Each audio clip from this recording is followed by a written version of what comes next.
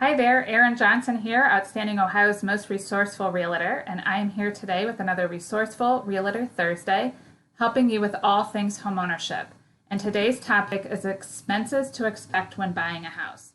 Particularly if you are a first-time home buyer, you're going to want to listen to this. There's a lot of things you maybe aren't thinking about, and it's good to have an idea of all the expenses to expect when you're buying a house.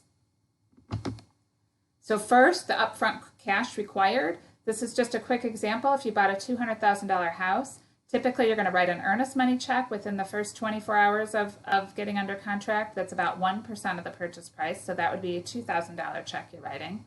The inspection usually happens within a week or so, can range in price depending on how big the house is, who you use, whether you're getting well and septic and so forth, but let's just say around $500. Down payment varies on the type of loan. Traditionally, a conventional loan would require a 20% down payment, but that is no longer true. You can get down payments as low as 3%, sometimes even 0% depending on your profession. But for this example, I assumed 5% down, which would be $10,000. And then there's additional closing costs. These are title fees, conveyance fees, appraisal fees, bank fees, loan fees, and so forth. Those can add up between 1 to 5%. You know, your realtor and your loan officer can help you estimate those a little better. But for this example, I assumed 2%. So basically, between the time you write the contract and the time you close, if you're putting 5% down, you're going to need about $16,000 in change in cash to make that purchase. And then once you are in the house, you're going to have your monthly payments, the biggest of which is the mortgage. Of course, that depends on your interest rate and your down payment. This assumes a 3% interest rate, 30-year loan at 5% down, so that would be an $800 payment. If you do not have 20% or more down, you're going to have to pay something called PMI, which is mortgage insurance. That could be an additional 0.5 to 1% annually of the purchase price. Homeowners insurance could be another $100 or so a month. Real estate taxes, those can really vary. Pay attention, especially if you're looking in different cities, at what those taxes are. I took a look at houses that are currently for sale that are $200,000, and the taxes ranged from $1,900 to $3,900, and there were some condos in Cleveland Heights that were like $8,000. So those can vary quite a bit.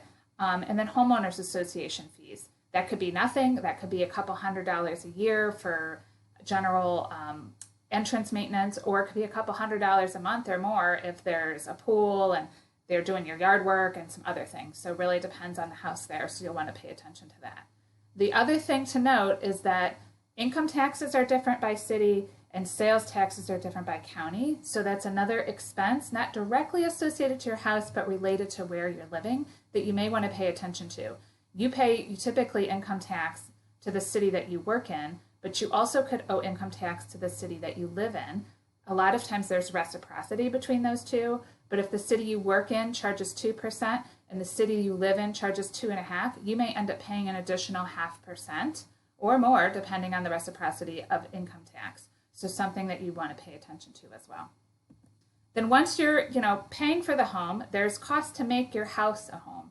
First is moving, moving van, moving company, and so forth.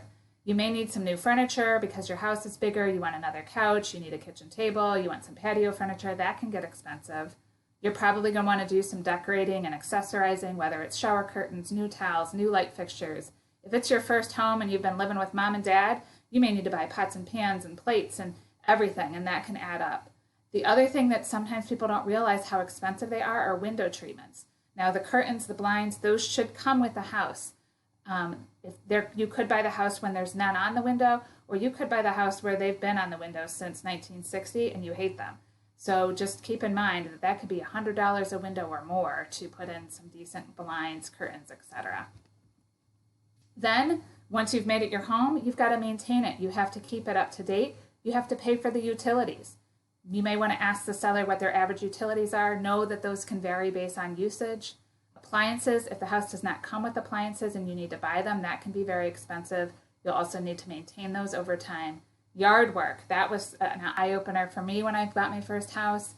I had to buy a lawnmower, a snowblower, and I was fortunate that the seller left me some rakes and some other things, but it takes a lot of time. So you might want to consider how much money you want to buy equipment and spend time doing it versus do you want to hire somebody for that.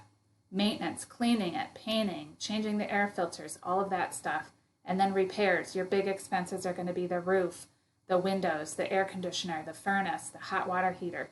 Pay attention to the age of those things because those could come back. If that roof needs replaced in the next couple of years, that could be 10, 20 grand. So you do want to know the life of those. That's something your inspector can help you out with and help you to expect what kind of expenses you can expect in the future. But they say it is a good idea to have like a 2 to 5% a year you might have to spend on maintenance and repairs, and so make sure you have the money to be able to do that. Okay, I hope this helps. I know it's a lot. It can be overwhelming, but people do it all the time and they make it work, and I'd love to help you out if you are thinking about buying a house, and give me a call, 330-227-4355. Thank you.